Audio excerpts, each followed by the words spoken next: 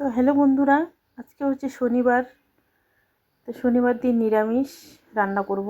নিয়ে আসলো পনির। এখানে আলু কেটে রেখেছি, আলু দিয়ে বানিয়ে নিয়েছি পনির, গায়ে গায়ে মাখা মাখা ঝোল।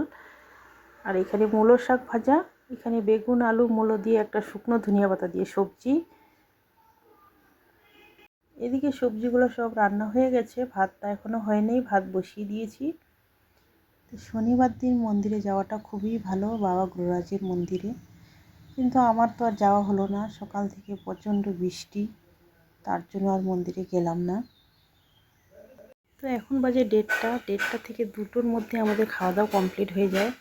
তাছাড়া আজকে নিরামিষ একটু গরম গরম খেলে বেশি ভালো লাগে খেতে, ঠান্ডা হলে আর খেতে ভালো লাগে না। তো চলো বন্ধুরা, আমরা এখন খাওয়া দাওয়া করে নিই। দেখা হচ্ছে আবার পরের ভিডিওতে।